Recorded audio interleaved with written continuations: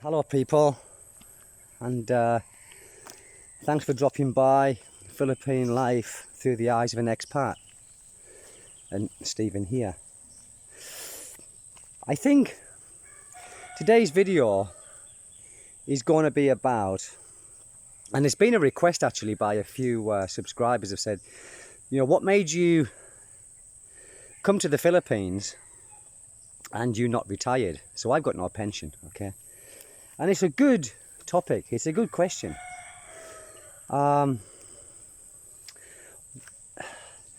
It's an easy answer actually. Oh, and there behind me is the start of a Bahay Kubo, a local Philippine house, which someone's just bought 200 square meters here, and they doing this as a temporary accommodation for themselves. Temporary, permanent, probably.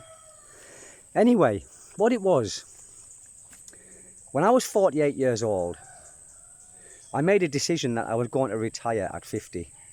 Early retirement, which meant I wouldn't get a pension until I'm 60. But I didn't want to work until I was 60, then retire. Because I might not have had this kind of, the inclination that I've got now, where I wanted to, to move out of the UK and start a new life. So what I did when I was 48,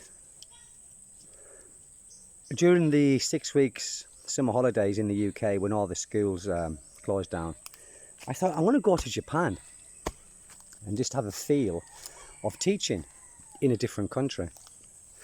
So I went to Japan, and there was a guy that I knew. He was an American guy actually, and I met him in the UK many years ago. And he was working in Japan in a place called Osaka, in an international language school. And he showed me around this school. Now, I couldn't work there and then because I didn't give my notice in the school I was working in the UK. So I went back to the UK and then got to 50. I got to 50, okay? And all of this was going through my mind about how can I leave the UK without a pension? What can I do? What can I do? Well, I knew teaching was always going to be an option. Bearing in mind, I'd never done online teaching before, and I'd never taught foreign students, ever. So, my friend got me a job in this school, in this international language school, which I went to. And I was there for 8 months, didn't like it. Honestly, I didn't like it. I didn't like it, not because the students were bad, because they were very good students. They were very respectful of English teachers. But I didn't like it because in Japan, there is nothing in English. The road signs, everything. It's difficult to navigate yourself around. So I stayed there for 8 months. I signed a 6-month contract, finished my contract.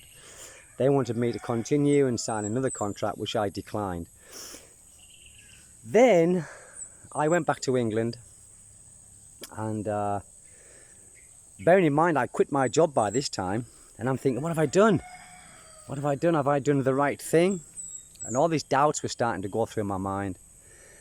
And then I thought, I'll try it again, but in a different country. So I applied online for a job in Korea, South Korea, in the Hagwons, which is the private academies. Got the job, travelled to South Korea, stayed there for 2 years. I was teaching there for 2 years, on and off. And I hadn't been to the Philippines, bearing in mind, I'd never been here. So during the vacation that I had in Korea, I thought, well, I don't want to go back to the UK, it's too far. So I came to the Philippines for a vacation. And after being here for 2 weeks, it kind of felt like home. And this might sound very, very odd and premature, but it did. It felt like home even after 2 weeks. So I went back to Korea working again, and all the time my mind's thinking now. My mind's thinking, because now I've got a bit of experience teaching foreign students. And it's not as difficult as you think. It's not as demanding as you think. So I was there for 2 years in South Korea, and COVID happened. COVID came.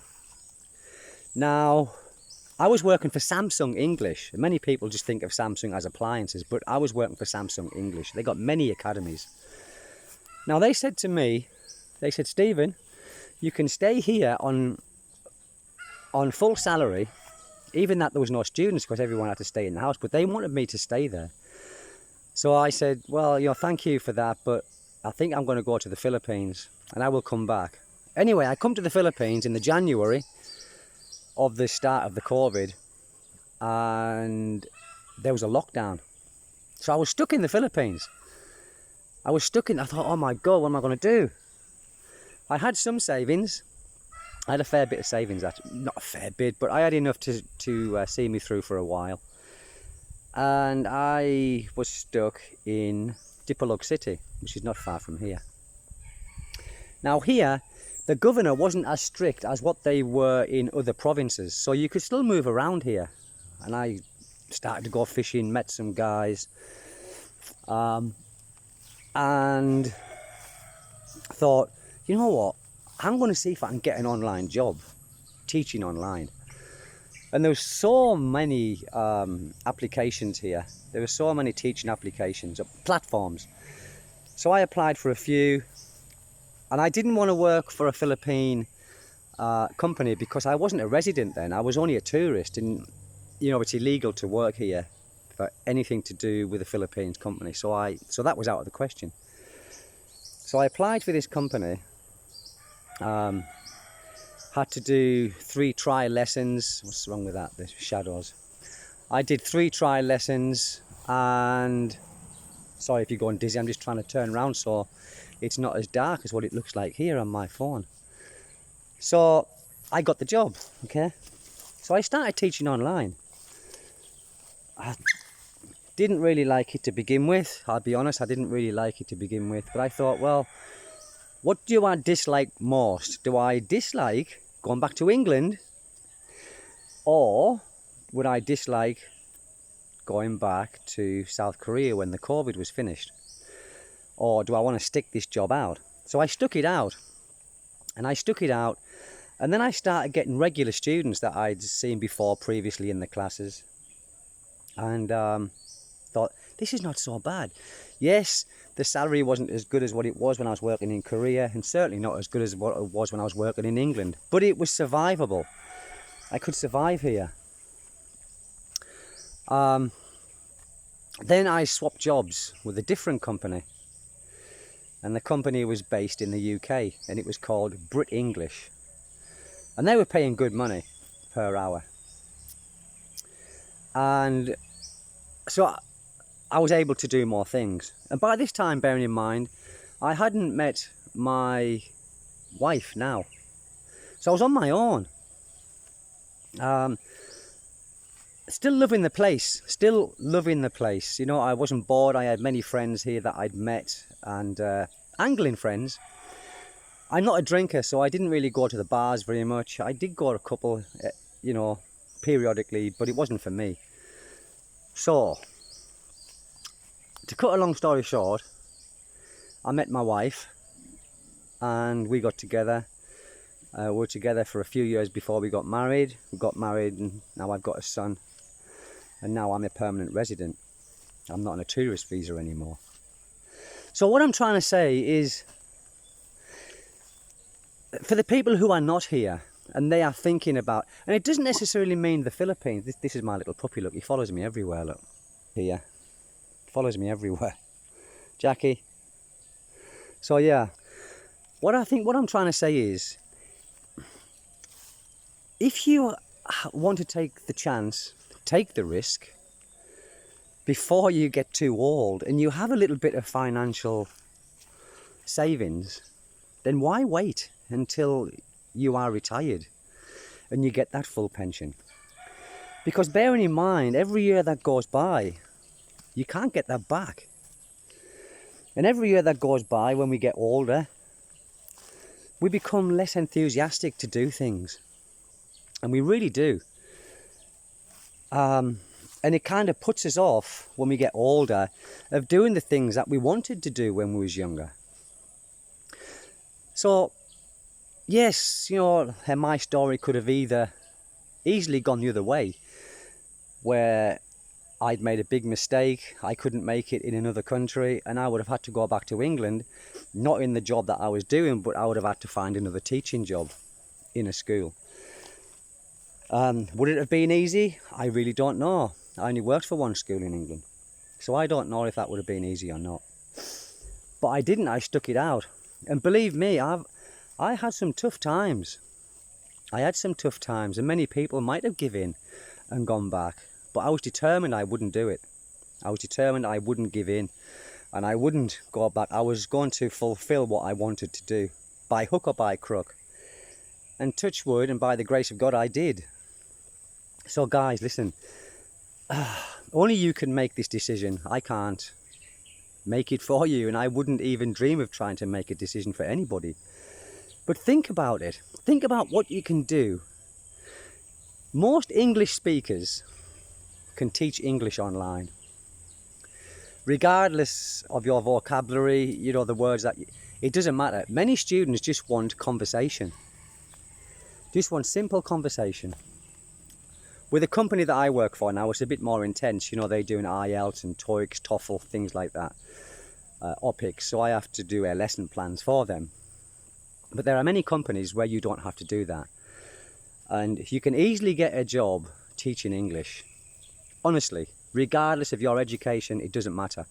You can easily get a job anywhere in the world, rather than staying in your own country, suffering year to year to year in a dead-end job. Or maybe you've got a good job and you want to stay there. But this is mainly for the foreigners who want to come to a foreign country and make a start. I did it. And listen, I didn't have a plan. Honest to God, I had half a plan. I didn't have a great financial capacity stuffed away, but I had enough. And I did it. And if I can do it, anyone can do it. I'm not under a coconut tree, I'm under a mahogany tree. If I can do it, anyone can do it. And I would advise not to leave it, if you can, until you are fully retired. Because then, yes, you got your full pension, but you might not have your health. You might not have the spunk that you had when you was younger, where you want to do this, you want to do that. If you are able to retire before retirement age, and you've got half a plan, you've got a bit of savings, do it. That's just my opinion, okay? You don't have to wait until you're half dead, because in the UK, except for school teachers they retire at 60. But if you are in any other sector, you retire at 67. 67! My goodness, what do you want to do at that age, 67? And also, I think to retire or to take a decision that I made, I couldn't have done it if I was married in the UK. I was married previously, but I've been divorced for 21 years. So, and I've got 2 sons in England. They are adults, okay? They finished their university, they work in. So that wasn't a responsibility as such. So, if you can, don't leave it until it's too late, really. Because things happen. Things change. Health. I wouldn't worry too much about that if you're healthy at the moment. I wouldn't, because we can spend our whole lives worrying about things, worrying about future things that haven't happened. And that puts us off doing things. So I wouldn't worry about things like that. Look, just do it. Just do it.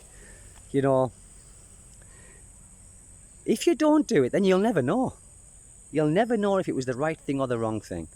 And if you've got things back home, like a house, or, you've got some collateral back home, then don't sell it. You know, wait until you're totally happy with where you are and you've made a new life and you're happy with that life. Then, you know, perhaps think of moving lock, stock and barrel. So basically, guys, that's it. You know, for my little story of coming here and the choice I made. But like I said, it wasn't easy. It wasn't easy, and all of the water that I was treading was new water to me. Online teaching, never done it. Teaching foreign students, never done it. Didn't know if I was able to do it, but I did, and I still do it now. I'm working now as it goes. I've got a break, so I thought I'd just come out and do this you know, this content, because, like I said, I had a few subscribers and a few messages asking me what made me come and how did I come when I wasn't retired. Now, I will get a pension when I'm 60, but it won't be a very big pension because early retirement. But it's still something. And my dream for next year is that I've got some fishermen that I know, very good friends with. They're going to build me a bigger boat so I can do a little bit of commercial fishing. Only, look, if it earns 5,000 pesos a day when the weather is you know, permitted for them to go out catching fish, that's good enough. 2,000 pesos a day is enough. So it's never going to make me rich. I will never be rich in the Philippines. Never be rich. I wouldn't have been rich in England. So that doesn't make a lot of difference. What makes the difference is being happy where you are. And living a contented life. Not waking up every morning and think, God, I've got to do this, got to do that. You know, the same thing, Groundhog Day. Nothing changes. Now I have a life where everything changes. You know, for me, everything has changed, and changed in a good way. There's nothing that I don't like here, except for some of the food, but that's another story. But it doesn't bother me whatsoever. So guys, listen, you know, don't keep talking about something and never doing it. You know, our actions speak louder than words. And right or wrong, you know, if you don't do it, you'll never know. And no one can advise you what to do. Only yourself can do that. And I come out here, not meeting a girl or anything like that. I said, I came here from from another country for a holiday, and here I am. I ended up staying here and getting a job here. Ended up getting married, something I said I would never do again, get married and have children. But I did do them things. So we never know the future. We never know the future. And it's a great thing not knowing the future. I wouldn't change anything.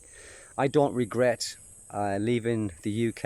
I don't think, what if I'd stayed there and I would have been more wealthy? So what? Money's money. You know, we need enough to survive. It's a commodity that we all need. It's a commodity that we all need. And as long as we have something, then that's good enough. You know, I'm not one of these people that would have stayed somewhere because I'm on a brilliant salary, but not enjoyed the life I was leading. So for me, having less money, but having more of a life was much more important to me. And this is the life I'm living. And some people say to me, do you miss the UK? No, not really. No. You know, I miss my two beautiful sons there, but they can come and visit me here and I can go back there for vacations, things like that. So that's not a problem. And I'm looking at my roof in the house, and I don't know if you can see it from here.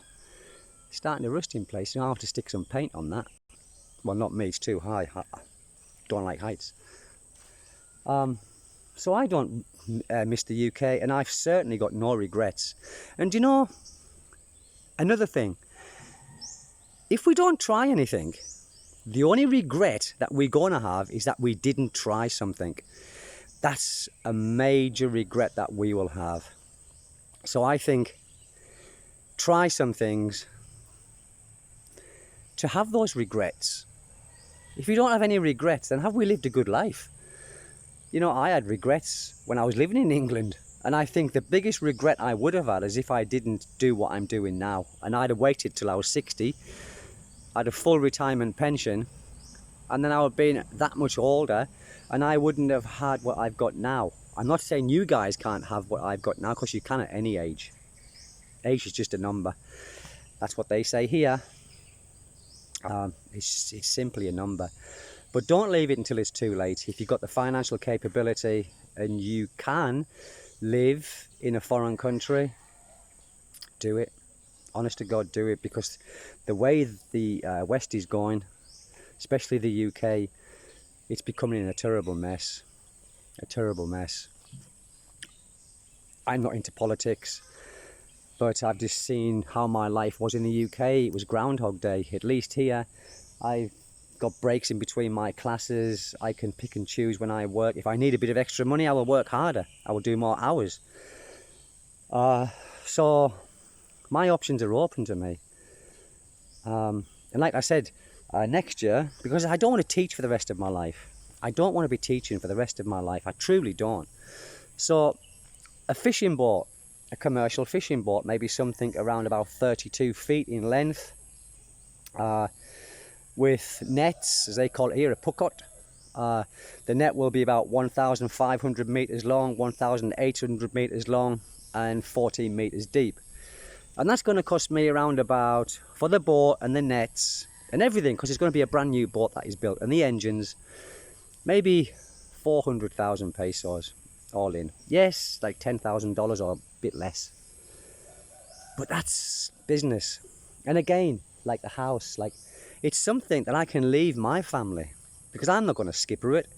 I've got some great boatmen that I've known for a long time. They will do the skippering.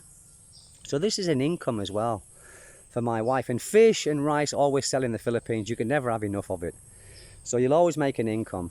Making an income with pigs and making an income with other kind of businesses here is very difficult, because there's a lot of people doing it. The difference is the fishing. Not a lot of people are doing it in where I will be doing it, because it's a big financial outlay to get the boat built and to get the nets and 2 good engines. Not many people can afford to do that. So yeah, that's my plan. Build a boat, a commercial boat, small commercial boat, and earn a bit of money like that. Something to leave my wife and my son. A bit of a legacy, I suppose. A bit of a legacy. I've got a legacy now, because I've got a son, and his surname is Smith. So I've got a legacy in the Philippines. He's always going to carry my surname. So that's it, guys. That little Bahay Kobo behind me. They've stopped building at the moment because they've run out of kahoy, wood. But they will continue. So guys, that's it. Has it been good advice? It's not advice I'm giving, it's just my story. So yeah, do what you think is right for you. Don't let other people put you off doing something that is possibly the making of you and your dreams. Keep these dreams alive. Don't let them slip away, because they will. They will. And something else will come and take over, and then that dream that you had will disappear. Don't let it disappear. Thank you, guys. Listen, if you haven't already subscribed, if you like the channel, please subscribe, please share the channel, and hit the like button. And the notifications as well. I've got to go back to work. Thank you, guys. Listen, thank you so much. Have a great day wherever you are in the world. Catch you next time. Bye-bye.